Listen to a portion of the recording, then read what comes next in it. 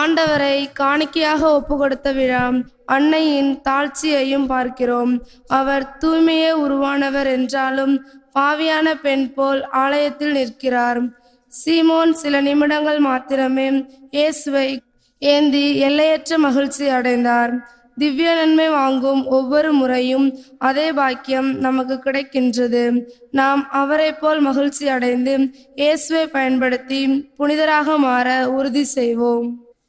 The church remembers today the presentation of our Lord.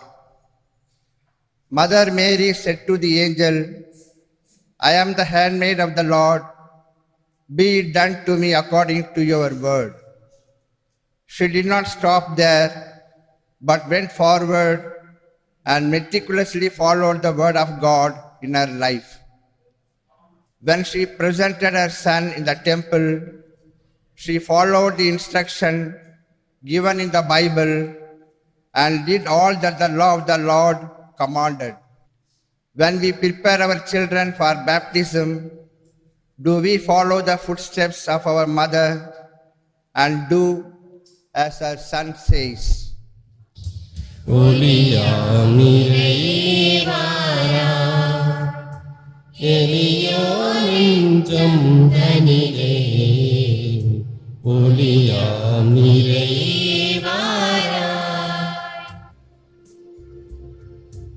அருளை பொழியும் மனனா இருளை நீக்கிடவாரா குறையை போக்கும் விமலா நிறைவை வளர்க்கவாரா ஒளியிலே வருக ஒளியிலே வருக ஒளியாமிரையே வாரா எளியோ நெஞ்சம் தனிலே ஒளியாமிரையே வாரா. திருப்பலி தொலைக்காட்சியிலும் இணையத்திலும் கண்டு ஒப்புக்கொடுக்கின்ற குடும்பங்கள், வயதானவர்கள், நோயாளிகள், குழந்தைகள், இராணுவ வீரர்கள் அனைவருக்காகவும் இறைஞ்சுவோம். முதல் வாசகம். இறைவாக்கினர் மலாக்கி நூலிலிருந்து வாசகம். கடவுளாகிய ஆண்டவர் கூறுவது, இதோ நான் என் தூதனை அனுப்புகிறேன். அவர் எனக்கு முன் வழியை ஆயத்தம் செய்வார். அப்பொழுது நீங்கள் தேடுகின்ற தலைவர் திடீரென தம் கோவிலுக்கு வருவார். நீங்கள் ஆவலுடன் எதிர்பார்க்கும் உடன்படிக்கையின் தூதர் இதோ வருகிறார் என்கிறார் படைகளின் ஆண்டவர். அவர் வரும் நாளை தாங்கக்கூடியவர் யார்? அவர் தோன்றும் போது நிற்க வல்லவர் யார்? லேவியின் புதல்வரை தூய்மையாக்கி பொன் வெள்ளியைப் போல் அவர்களை புடமிடுவார். அவர்களும் ஆண்டவருக்கு ஏற்புடைய காணிக்கை கொண்டு வருவார்கள். யூதாவின் காணிக்கையும் எருசலேமின் காணிக்கையும் ஆண்டவருக்கு உகந்தனவாயிருக்கும். இது ஆண்டவர் வழங்கும் அருள்வாக்கு. இறைவா உமக்கு நன்றி.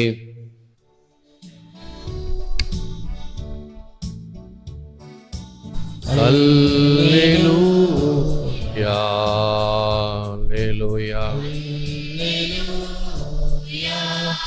அல்லேலூயா அல்லேலூயா அல்லேலூயா அல்லேலூயா. இத லூக்கா எழுதிய நற்செய்தியிலிருந்து வாசகம். ஆண்டவரே உமக்கு மகிமை. மோயிசன் சட்டப்படி தூய்மை சடங்கு நிறைவேற்ற வேண்டிய நாள் வந்த பொழுது குழந்தையை ஆண்டவருக்கு அர்ப்பணிக்க அவர்கள் எருசலேமிற்கு கொண்டு சென்றார்கள். ஏனெனில் ஆண் தலைப்பேறு அனைத்தும் ஆண்டவருக்கு அர்ப்பணிக்கப்படும் என்று அவரின் திருச்சட்டத்தில் எழுதியுள்ளது. அச்சட்டத்தில் கூறியுள்ளவாறு 2 மாடப்புறாக்கள் அல்லது 2 புறா குஞ்சுகளை அவர்கள் பலியாக கொடுக்க வேண்டியிருந்தது. அப்பொழுது எருசலேமில் சிமியோன் என்னும் ஒருவர் இருந்தார். அவர் நேர்மையானவர், இறை பற்று கொண்டவர்.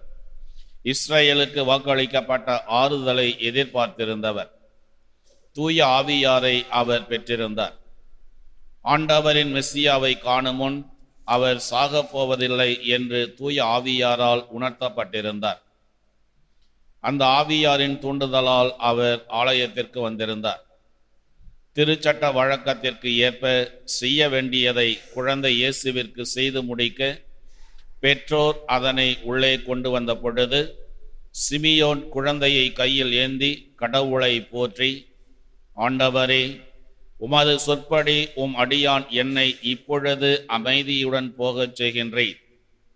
ஏனெனில் மக்கள் அனைவரும் காணுமாறு நீர் ஏற்பாடு செய்துள்ள உமது மீட்பை என் கண்கள் கண்டு கொண்டன. இம்மீட்பே பிற இனத்தாருக்கு வெளிப்பாடு அருளும் ஒளி.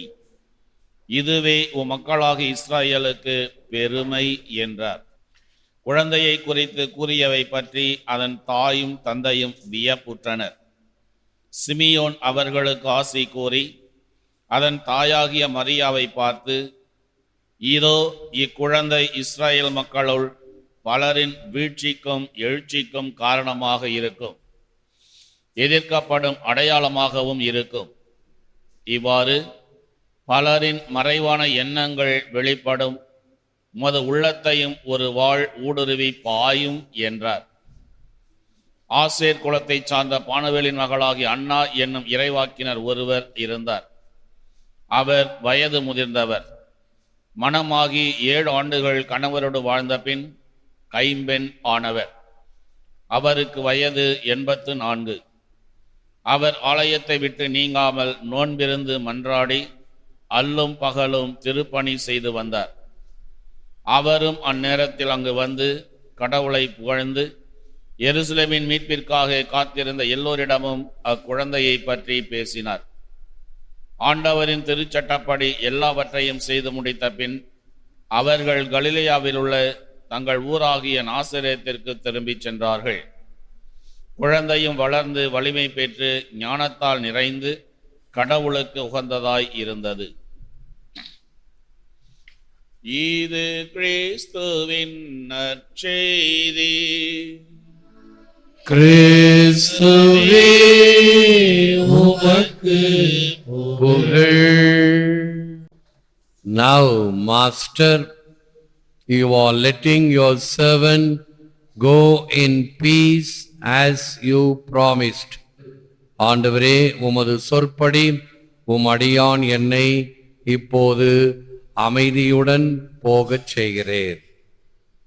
இயேசுவில் அன்பார்ந்த சகோதர சகோதரிகளே, அன்பார்ந்த பிள்ளைகளே, அன்பார்ந்த தொலைக்காட்சி நேய விசுவாசிகளே, கண்டன கண்கள் மீட்பரை. சிமியோன் தீர்க்கதரிசி குழந்தையை கையில் ஏந்தி கண்டன கண்கள் மீட்பரை.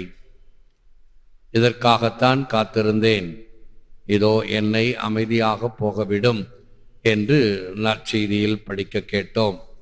40 நாட்கள் கிறிஸ்துமஸுக்கு பிறகு இந்த ஒப்பு கொடுத்தல் சடங்கு. ஏன் எல்லா தலைச்சன் பிள்ளைகளும் ஆண்டவருக்கு உரிமை என்று மோயிசன் சட்டம். அந்த சட்டம் ஏன் கொடுக்கப்பட்டது? இஸ்ராயல் மக்கள் எகிப்து நாட்டில் அடிமைத்தனமாக இருந்த பொழுது அவர்களை காப்பாற்ற கடவுள் எகிப்தியர்களுக்கு கொடுத்த தண்டனையிலேயே பெரிய தண்டனை, எகிப்தியருடைய தலைச்சன் பிள்ளைகளை கொன்று இஸ்ராயல் பிள்ளைகளை காப்பாற்றி அவர்களை அந்த அடிமைத்தனத்திலிருந்து மீட்கச் செய்து பெரும் பயணத்தை மேற்கொண்டு அவர்கள் சொந்த நாட்டிற்கு வந்தார்கள்.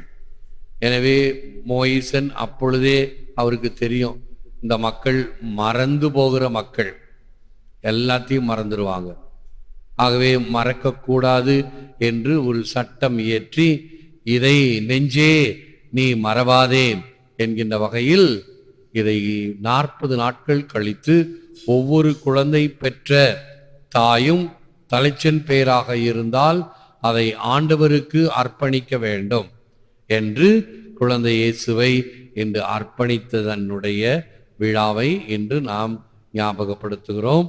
அர்ப்பணிக்கும் வகையில நாம் எரியும் மெழுகுதிரிகளை பவனியாக எடுத்து சென்றோம். நம்மையே ஆண்டவரிடம் அர்ப்பணிக்க. Let anyone who thirst come to me and drink. யாரேனும் தாகமாயிருந்தால் என்னிடம் வரட்டும், என்னிடம் நம்பிக்கை கொள்வோர் பருகட்டும்.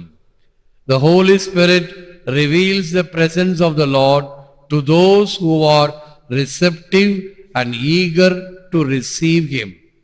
யாரெல்லாம் ஆண்டவரை வரவேற்க ஆவலுடன் காத்திருக்கிறார்களோ அவர்களில் ஆண்டவர் உரைகிறார் என்று பரிசுத்த ஆவி வெளிப்படுத்துகிறார்.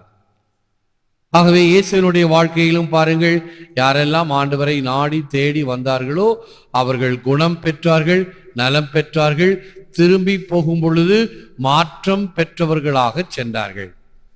அது அடையாளமாக நற்செய்தியில் கவனித்தீர்கள் என்றால், அந்த பார்வையற்ற பார்த்திமேயு போர்வையுடனும் கோலுடனும் வருவான்.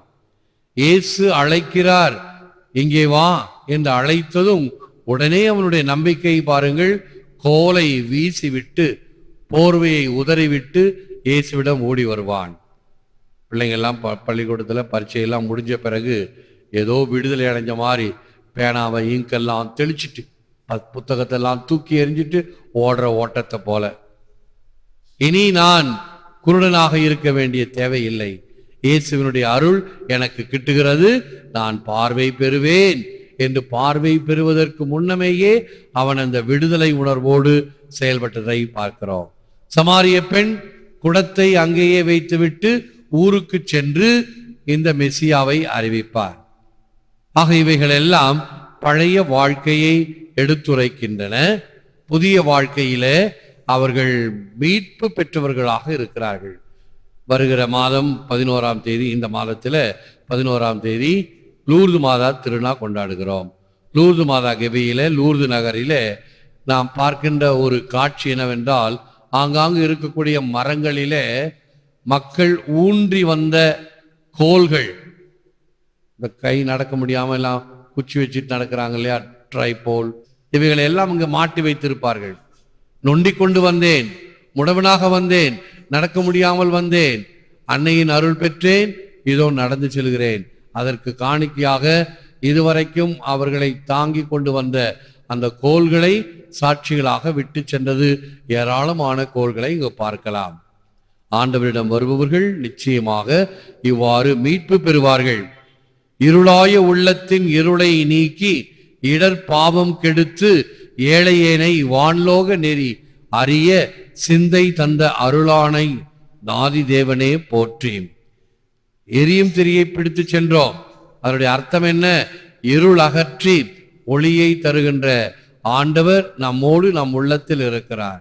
இருளை நீக்கி இடர் பாவம் கெடுத்து ஏழையேனை, பாவமானது நம்மை தடுமாறி விழ வைக்கிறது, ஒரு தடை.